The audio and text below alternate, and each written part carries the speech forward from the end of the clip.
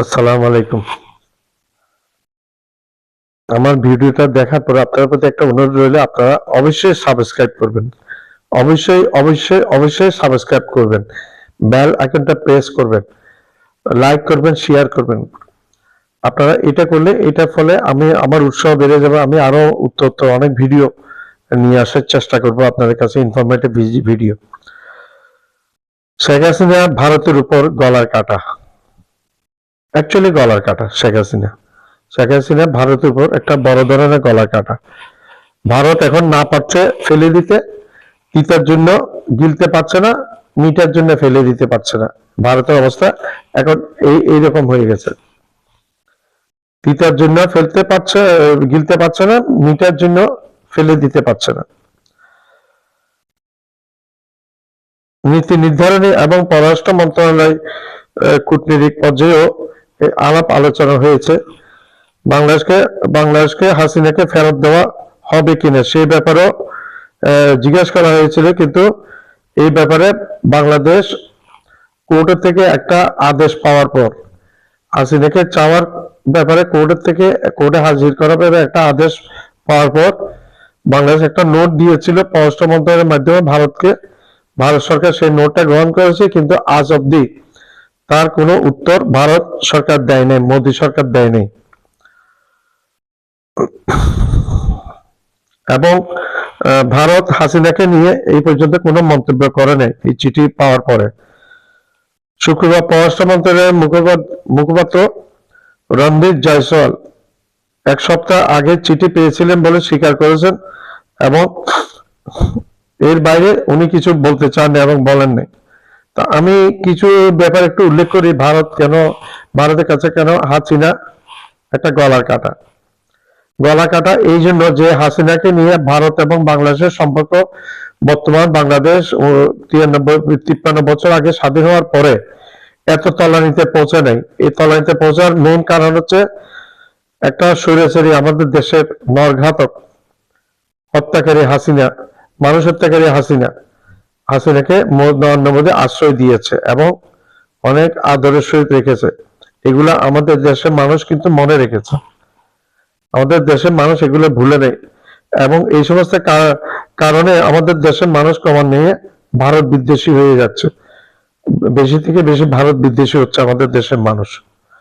তো নরেন্দ্র মোদীর এই জিনিসগুলা বুঝে নেয়। নরেন্দ্র মোদীর বোঝা উচিত ছিল এই জিনিসগুলা।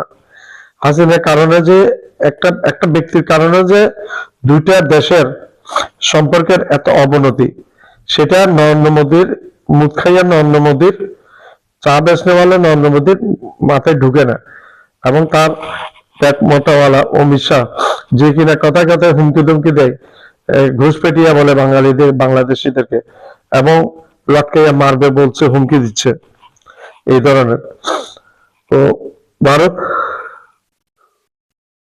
ভারত যে কাজটা করেছে, সেই কাজটা ভারত কি ভালো করছে না খারাপ করছে এটা ভবিষ্যতে বলে দেবে। কিন্তু আমরা মনে করছি ভারত আমাদের সাথে, ভারত একটা বন্দি প্রত্যাবর্তন একটা চুক্তি আছে, যে আমার দেশে, তোমার দেশে কেউ ক্রাইম করে আমাদের দেশে আসলে আমরা ওই চুক্তির আলোকে আমি তাকে ফেরত দিতে পারবো।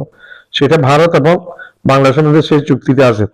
সেই চুক্তির আমলে শেখ হাসিনার সময় অনুপ চেটিয়া, উলফা আন্দোলনের নেতা অনুপ চেটিয়া এবং পরেশকে ভারতের হাতে তুলিয়ে দেওয়া হয়েছিল। তো সেই চুক্তি কিন্তু ভারত এখন মানছে না এবং ভারত কেয়ারই করছে না।